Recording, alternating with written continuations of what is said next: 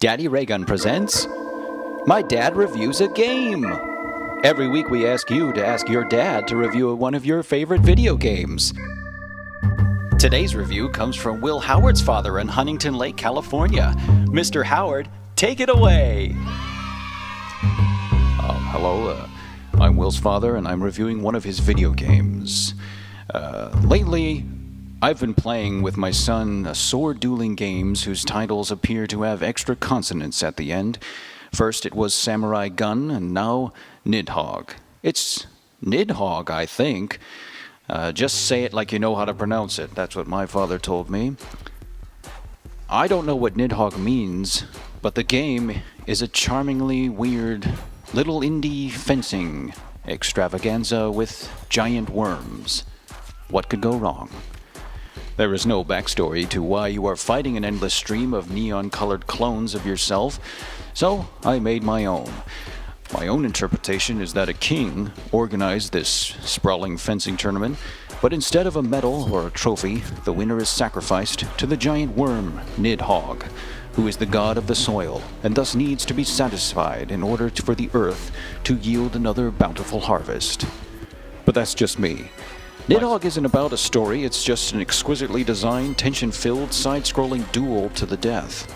The competition takes place in 4 different settings that include smoke-belching mines, majestic clouds, a lush forest, and finally a castle with a ridiculously large chandelier swaying above your head. In each setting, you try to fence your way past your opponent until you reach a room where an audience applauds your victory, and a giant worm flies in and eats you up.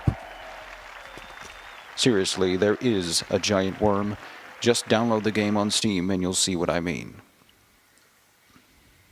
In a typical scenario, arrows point you to move to the right of the screen and you're almost to the door when it swings open and a clone of yourself in a different color enters. You stop running and take your stance. On guard, you say. Only one of you is getting out of this room alive. Do you touch swords or do you try to make a flying leap over him and escape? It's that simple flight or flight reaction that the game brilliantly taps into and makes the tension palpable. Sound and controls immerse you in this world. You don't just thrust with the sword, you dance with it, feinting a strike from above only to lower your blade and go for the gut. The left analog stick on your control pad raises the level of your sword to match your opponent. A slight whish of the air is heard as you position your blade, followed by the satisfying clink of cold steel. It's all part of the beautifully intense atmosphere of the game.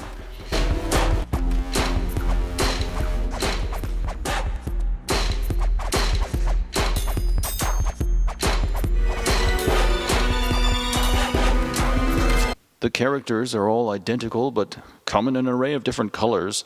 They are featureless pixel people, but they possess delightful acrobatic movements. They do flips, somersaults, sweeping kicks, and run up walls. Also, they don't appear to wear clothes, making them a more palatable meal for Nidhogg.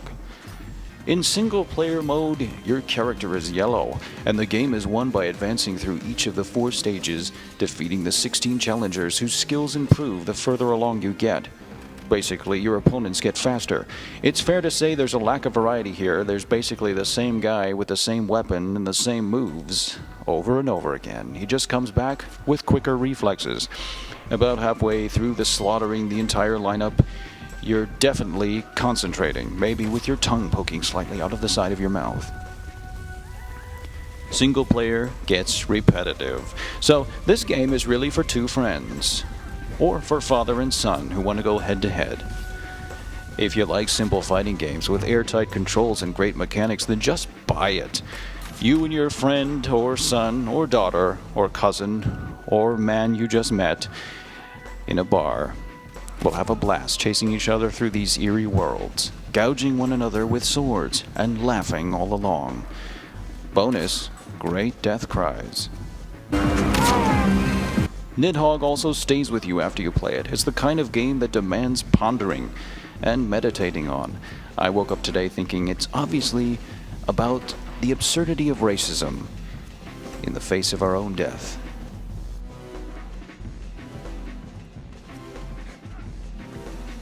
What Nidhogg is actually saying is no matter what color you are, we all end up as worm food. And that's all for today. Download Nidhogg on Steam. I'm Will's father. Thank you so much for listening.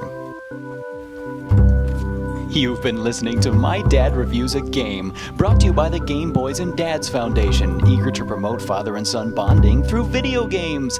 Visit our website at mylittlegameboy.org.